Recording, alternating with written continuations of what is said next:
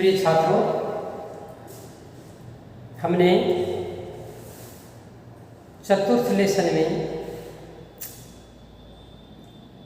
शिव जी के मंगलाचरण के बारे में अध्ययन किया था। पातु नीलकंठ से कंठ श्यामा मधुपमा गौरी भुजलता यत्र विद्युल्लेखे वराजते। शिव जी के जो नीले कंठ हैं उन कंठ के ऊपर पार्वती की भुजा रूपी जो वल्लरी है वो बिजली बादल में बिजली की रेखा के समान सुशोभित हो रही है।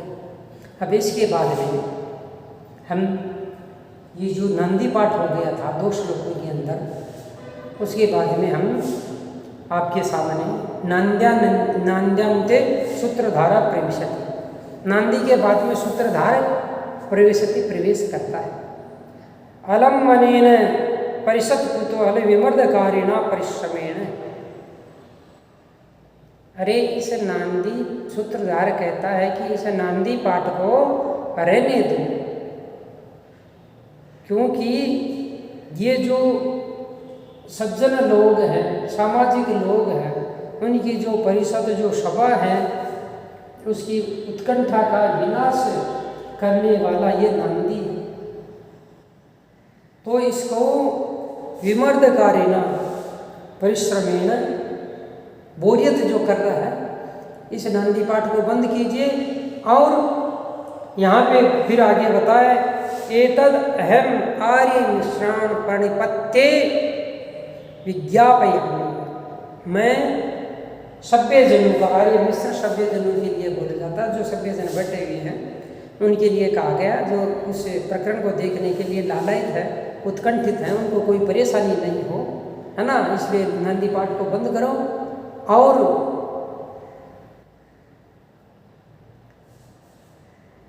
मैं सभ्य जनों को नमस्कार करके निवेदन करता हूँ, यदि इदम वयम, हम लोग हैं इस मृच्छकटिकम नाम प्रकरणम प्रयोक्तम व्यवसितः, हम लोग हैं मृच्छकटिक नाम का जो प्रकरण है उसका अभिनय करने के लिए सन्नद्ध है, जिसके कवि निश्चित रूप से ये हुए हैं कौन? शूद्रकर। अब पंचम जो लेसन है उसमें तृतीय श्लोक है, ये श्लोक है वेन्द्रगतिश्चकोर नेत्र परिपूर्णेन्दुमुख सुविग्रहश्च द्विजमुख्यतमा कविर्बभूव प्रथित शूद्रक इत्यगादशत्वः। वीरेन्द्रगति चकोर नेत्र है, हाथी के समान, गजराज के समान मतवाली जिनकी चाल गमन है। वीरदो दंतो यस्य सह द्युरदः, ऐसे इंद्र गजराज हाथियों में भी जो इंद्र है, देवेशु इंद्र है, तस्य गति चकोर नेत्र है, अर्थात गजराज की चाल के समान मस्त चाल वाला चकोर नेत्र है। चकोर पक्षी सदृश नयन है, चकोर पक्षी के सदृश नयन वाला, चकोराख्य पक्षी विशेष नेत्र नयन वाला, परिपूर्ण मुख है और पूर्णमासी के चंद्रमा के समान वदन वाला, सुविग्रहश्च सुष्ठु विग्रह यस्य स सुंदर शरीर वाला, हाथी के समान मस्त चाल वाला, चकोर पक्षी के समान नैनी वाला, पूर्णमासी की चंद्रमा के समान वदन वाला, सुविग्रह सुंदर शरीर वाला, द्विज मुख्यतम है, द्विजेषु क्षत्रियेषु मुख्यतम श्रेष्ठतम। ब्राह्मण वैश्य क्षत्रिय तीनों जनेऊ धारण करते हैं, इसलिए मनुष्य वर्ग में इनको ब्राह्मणों को द्विज कहा गया है। कबीर बबुआ प्रथित है, इति अगाध सत्व है, अगाध सत्व बलशाली जो शूद्र कवि प्रसिद्ध हुए हैं निश्चित रूप से। तो द्विरेन्द्रगतिश्चकोर नेत्र है, परिपूर्ण मुख है, सुविग्रहश्च द्विजमुख्य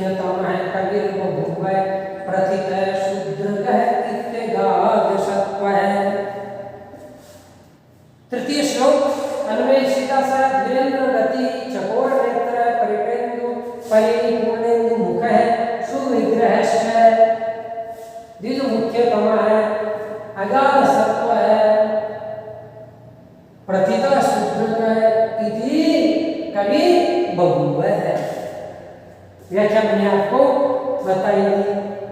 धीरेन्द्र गति गजराज गमन मिलय गजराज गमन चकोर नेत्र चकोर पक्षी नयन सदृश नयन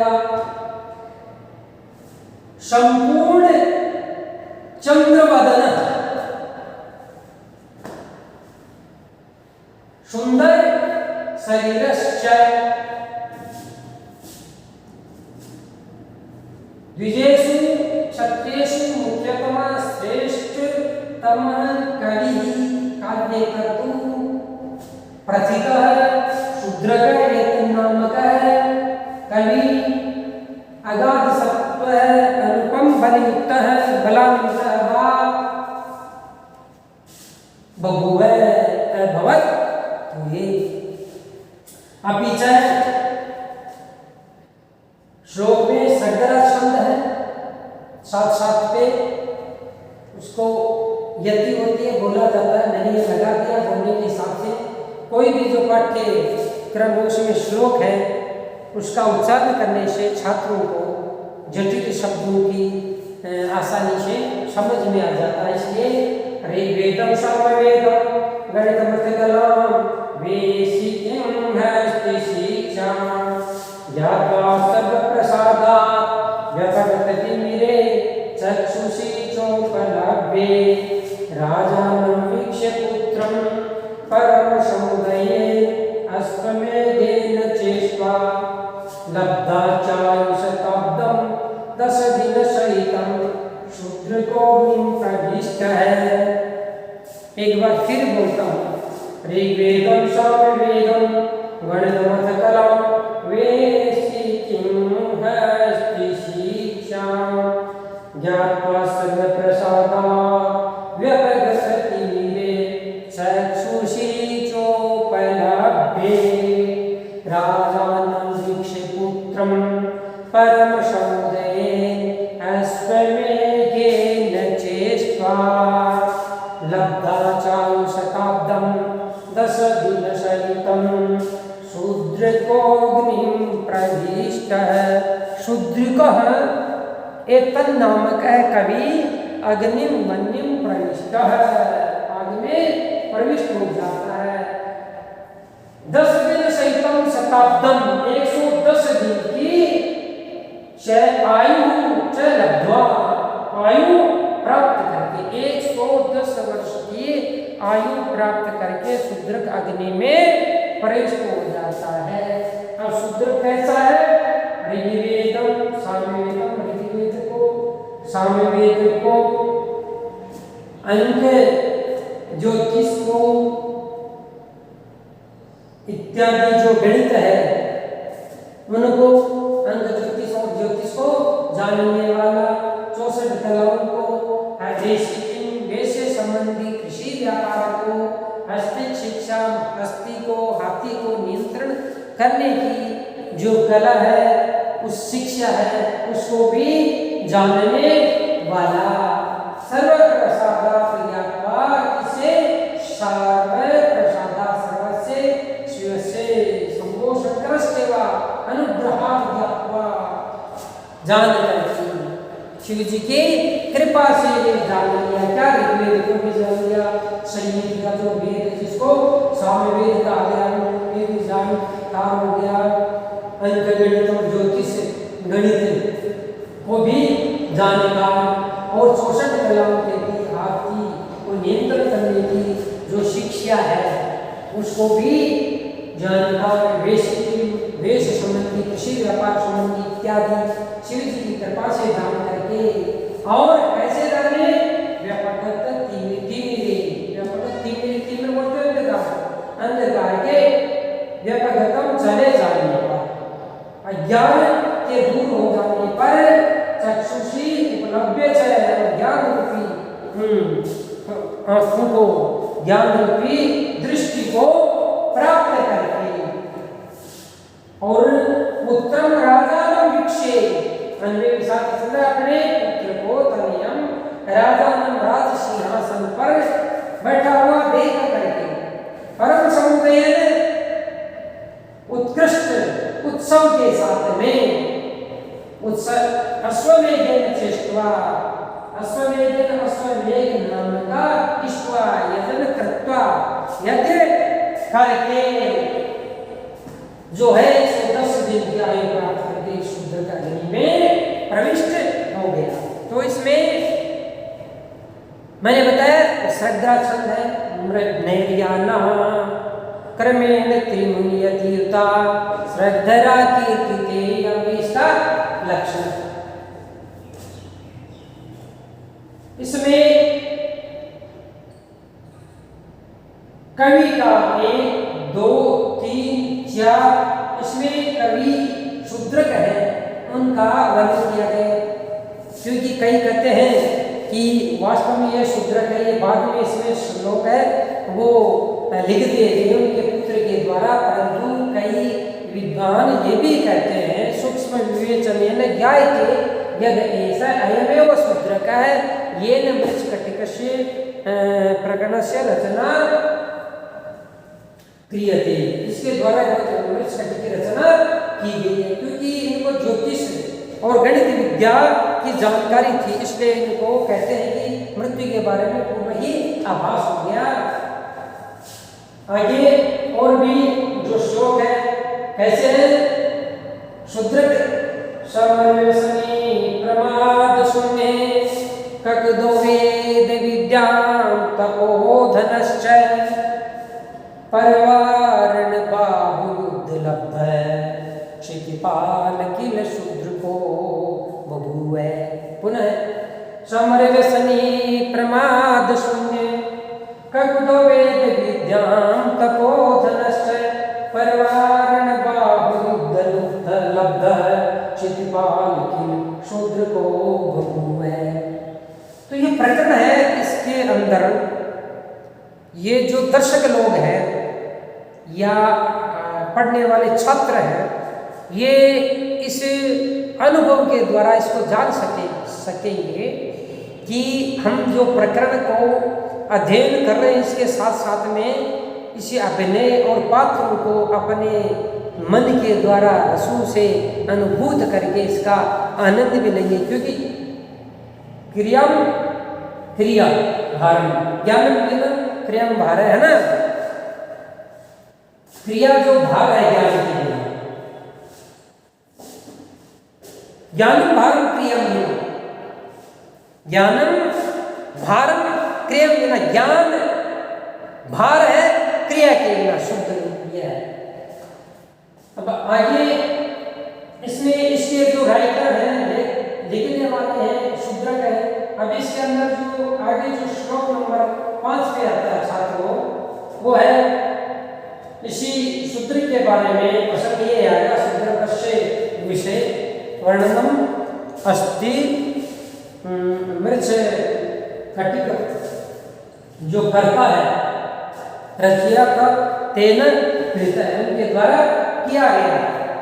समरसनी प्रमाद शून्य करुद वेद विद्या तपोधनस्य, समरसनी युद्ध के अंदर व्यसन रखने वाला, युद्ध से घबराने वाला नहीं, प्रमाद शून्य एकदम सावधान मन वाला, प्रमाद में किसी प्रकार का प्रमाद से जो क्या है रहित है, सावधान मन वाला, असावधानी वाला नहीं है, अर्थात प्रमाद से रहित है, सावधान वाला। वेद विद्या और वेद इत्यादि को जानकार, विद जानना अर्थ में है, तो वेद इत्यादि को जानकार प्रधान, वेद विद्याओं में जो क्या है प्रधान, ऊपर बताई दिया था तो कबूतर प्रधान दिया।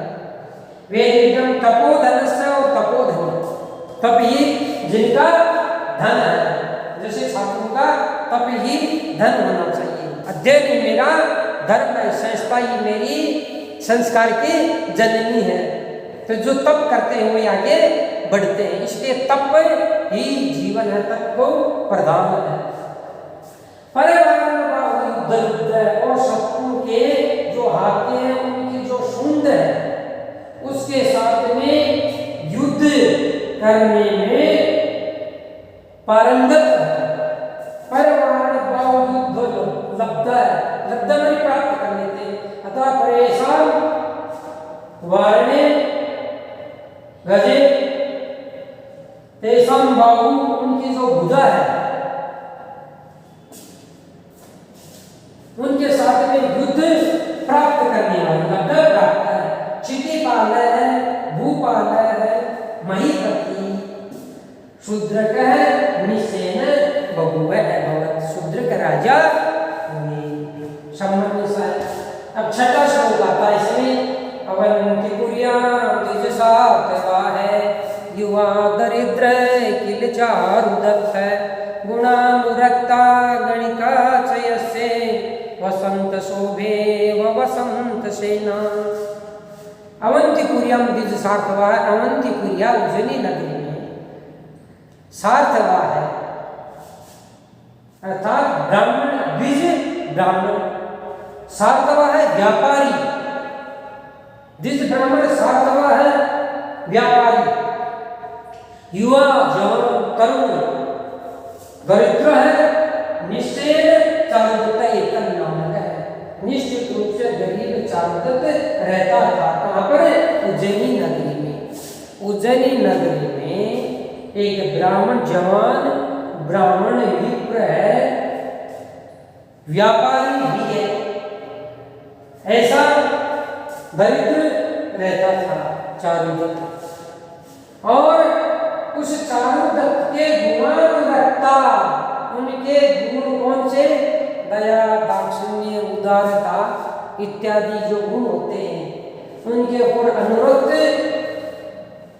गणिका वसंत सेना, ऐसे गणिका जिसको कहते हैं वसंत सेना नाम इत्याख्यायिका है ना, इत्याख्या ऐसे नाम वाली वसंत शोभे, वो जो वसंत ऋतु के समान जिनकी शोभा की, यस्य चारुदत्तस्य गुणानुरक्ता, चारुदत्त के गुणों के ऊपर अनुरक्त थी।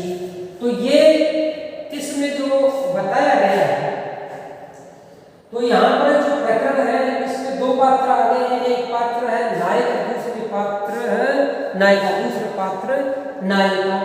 इसमें चारुदत्त जो बता दो आपको, पहले बहुत धनी थे और अपना धन है गुणों के कारण से जनता को बांट दिया। व्यापारी भी था, ब्राह्मण भी था, दयालु होता है मानव, क्योंकि दया जिसके हृदय में होती है वही सच्चा मानव होता है।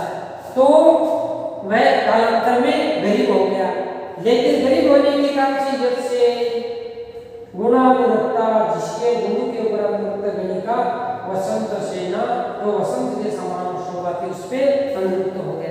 एक बात और मैं बता देता हूँ कि यहाँ पर ये जो मैंने शुरू में किया था, इसको परिषद को जो उत्कंठा कर रहे हैं, नांदी पाठ को बंद कीजिए। नांदी के बाद में है प्रणिपत्य विद्यापयामी, मैं नमस्कार करता हूँ।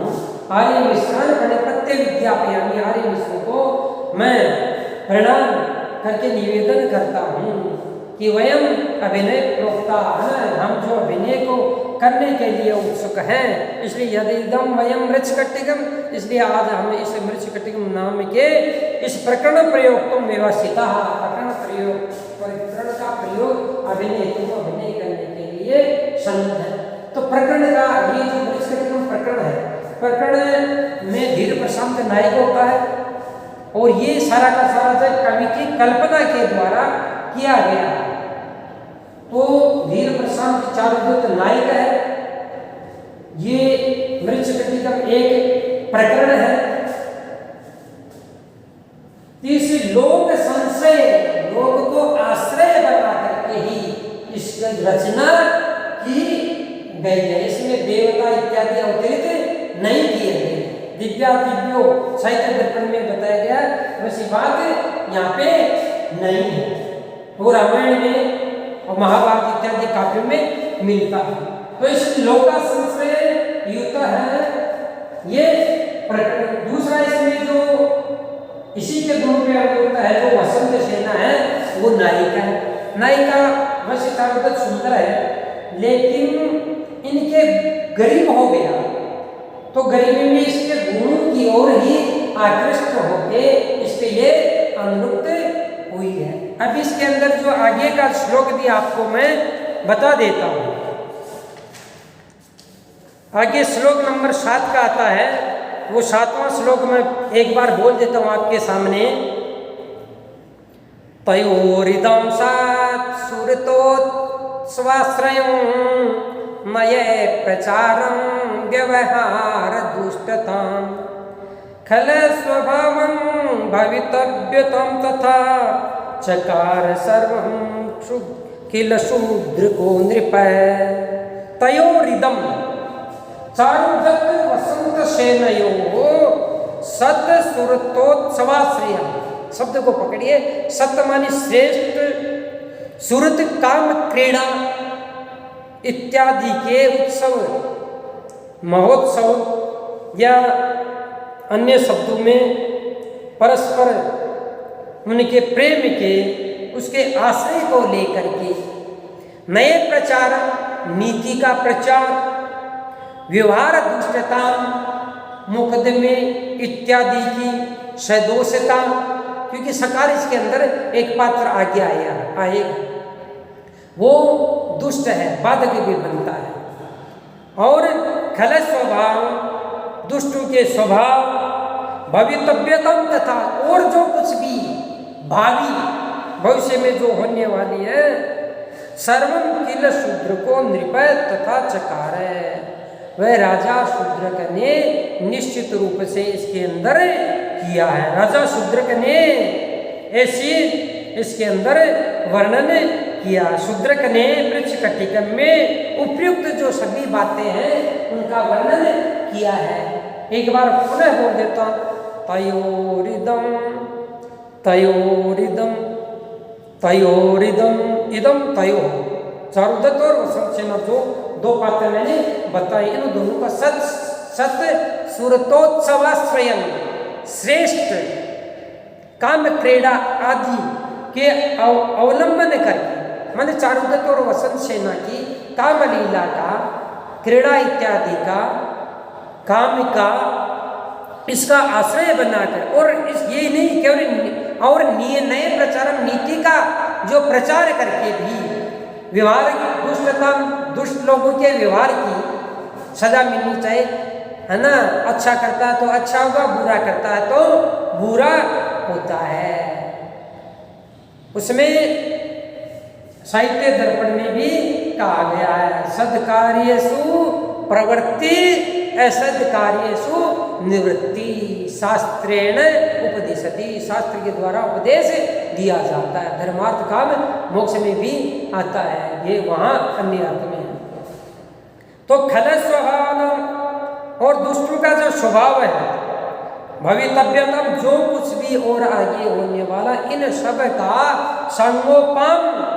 सांगोपान बाद में और पहले सर्वम सकलम किल शूद्र को निर्भय राजा शूद्रक ने इसमें वर्णन किया है। वही जो सूत्रधार है आगे बताता है, और आगे और भी एक आता है, परिक्रम में अवलोक्य चाहिए। रंगमंच है, शूद्र कवि के बारे में बताया जाता है, और उसके बाद में रंगमंच पे इधर उधर घूम करके और चारों तरफ देख करके आए शून्यम अस्मित संगीत शाला। अरे ये संगीत शाला है, वो शून्य है, कोई दिखाई नहीं देता, कोई दिखाई नहीं देता। कितना सरल आए, अरे संबोधन आते, शून्य अस्मत् संगीत शाला, अस्माकम अयम अस्मत्, हमारी ये जो संगीत शाला है वो शून्य है।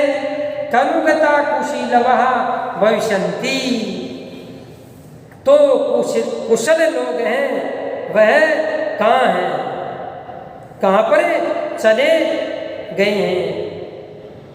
भविष्य कहाँ होंगे? निपुण लोग हैं, कुशल जो अभिनय इत्यादि संगीत इत्यादि बोलने वाले, वो कहाँ गए हैं।